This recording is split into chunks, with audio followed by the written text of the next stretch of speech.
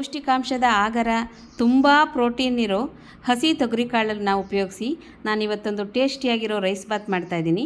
ಇದಕ್ಕೆ 1 kg ಆಗೋಷ್ಟು ತೊಗರಿಕಾಳು ಮತ್ತು 2 ಲೋಟದಷ್ಟು ಅಕ್ಕಿ, ಜೊತೆಗೆ ಒಗ್ಗರಣೆಗೆ 1 ಈರುಳ್ಳಿ, 1 ಟೊಮ್ಯಾಟೊ, ಸ್ವಲ್ಪ ಪುದೀನ ಮತ್ತು ಸ್ವಲ್ಪ ಕೊತ್ತಂಬರಿ, ಜೊತೆಗೆ ಸೋಂಪು, ಚಕ್ಕೆ, ಲವಂಗ ಇದಿಷ್ಟನ್ನು ಒಗ್ಗರಣೆಗೆ ತಗೊಂಡಿದ್ದೀನಿ ನಾನು.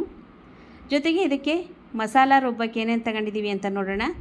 1 ಹಿಡಿ ಆಗೋಷ್ಟು ಕೊತ್ತಂಬರಿ, ಪುದೀನ ಮತ್ತು 1 ದೊಡ್ಡ ಗಾತ್ರದ ಈರುಳ್ಳಿ, 8 ಹಸಿರು ಮೆಣಸಿನಕಾಯಿ, ಶುಂಠಿ, ಬೆಳ್ಳುಳ್ಳಿ, ಸ್ವಲ್ಪ ತೆಂಗಿನಕಾಯಿ, ಸೋಂಪು, ಚಕ್ಕೆ, ಲವಂಗ ಇದಿಷ್ಟನ್ನು ತಗೊಂಡಿದ್ದೀನಿ. ಈಗ ಪಾತ್ರೆನ ಸ್ಟವ್ ಮೇಲೆ ಇಟ್ಟಿದ್ದೀನಿ. ಪಾತ್ರೆ ಬಿಸಿಯಾಗಿದೆ. ಇದಕ್ಕೆ 1 ಸೌಟ್ ಎಣ್ಣೆ ಹಾಕಿ ಸ್ವಲ್ಪ ಸಾಸಿವೆ ಹಾಕಿ ಚಕ್ಕೆ, ಲವಂಗ ನಾನು ಏನೇನು ಒಗ್ಗರಣೆಗೆ ತಗೊಂಡಿದ್ದೀನೋ ಅದನ್ನೆಲ್ಲ ಒಂದೊಂದಾಗಿ ಹಾಕ್ತಾಯಿದ್ದೀನಿ. ಈರುಳ್ಳಿ ಹಾಕಿ ಸ್ವಲ್ಪ ಇದನ್ನು ಬಾಡಿಸೋಣಂತೆ. ಇದು ಸ್ವಲ್ಪ ಬಾಡಿದ ಮೇಲೆ ಇದಕ್ಕೆ ನಾವು ಹೆಚ್ಚಿಟ್ಟಿದ್ದ ಪುದೀನ ಮತ್ತು ಕೊತ್ತಂಬರಿ ಸೊಪ್ಪನ್ನು ಹಾಕ್ತಾಯಿದ್ದೀನಿ. ಇದು ಸ್ವಲ್ಪ ಚೆನ್ನಾಗಿ ಬಾಡಲಿ. ಇದು ಬಾಡಿದ ಮೇಲೆ ನಾವೇನು ತೊಗರಿಕಾಳು ತಗೊಂಡಿದ್ವಲ್ಲ ಅದನ್ನೆಲ್ಲ ಕ್ಲೀನಾಗಿ ಆರಿಸಿ ತೊಳೆದು ಹಾಕ್ತಾಯಿದ್ದೀನಿ. ತೊಗರಿಕಾಳನ್ನ ನೀವು ಸ್ವಲ್ಪ ಕಡಿಮೆ ಬೇಕಾದರೂ ಹಾಕ್ಬೋದು. ಮಕ್ಕಳು ತಿನ್ನೋಕ್ಕೆ ಚೆನ್ನಾಗಿ ಇಷ್ಟ ಆಗುತ್ತೆ ಅಂತ ಹೇಳಿ ನಾನು ತೊಗರಿಕಾಳನ್ನ ಹಾಕ್ತಾಯಿದ್ದೀನಿ. ತೊಗರಿಕಾಳು ಸ್ವಲ್ಪ ಬಾಡಿದ ಮೇಲೆ ಇದಕ್ಕೆ ನಾನು ಟೊಮೆಟೊ ಹಾಕ್ತೀನಿ. ಮುಂಚೆನೇ ಟೊಮೆಟೊ ಹಾಕಿದರೆ ಟೊಮೆಟೊ ನೀರು ಬಿಡುತ್ತೆ, ಕಾಳು ಸ್ವಲ್ಪ ಎಣ್ಣೆಲಿ ಫ್ರೈ ಆಗೋಕ್ಕಾಗಲ್ಲ ಅಂತ ಹೇಳಿ ಕಾಳು ಹಾಕಿದ ಮೇಲೆ ಟೊಮೆಟೊ ಹಾಕ್ತಾಯಿದ್ದೀನಿ.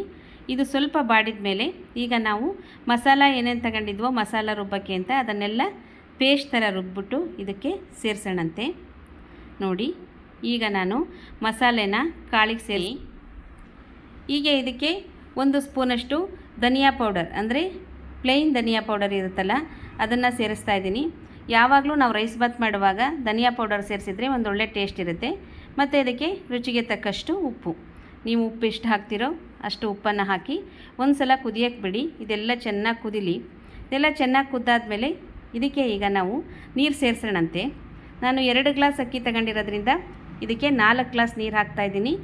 ಈಗ ನಾನು ಅಕ್ಕಿನ ನೆನೆಸಿಲ್ಲ. ಅಕ್ಕಿ ನೆನೆಸೋದಾದರೆ ನೀವು 1.5 ಗ್ಲಾಸ್ ಮಾತ್ರ ನೀರು ಹಾಕಿ, ಅಂದರೆ 1 ಗ್ಲಾಸಿಗೆ 1.5 ಗ್ಲಾಸಷ್ಟು ಮಾತ್ರ ನೀರು ಹಾಕಿ. ಆಲ್ರೆಡಿ ಅಕ್ಕಿ ಮೆತ್ತಗಾಗಿರುತ್ತೆ. ನೀವು ಜಾಸ್ತಿ ನೀರನ್ನು ಹಾಕಿ 2 ವಿಷಲ್ ಹಾಕ್ಸ್ಬಿಟ್ರೆ ಪಲಾವ್ ಮೆತ್ತಗಾಗುತ್ತೆ, ಪುಡಿ ಪುಡಿಯಾಗಿ ಬರಲ್ಲ.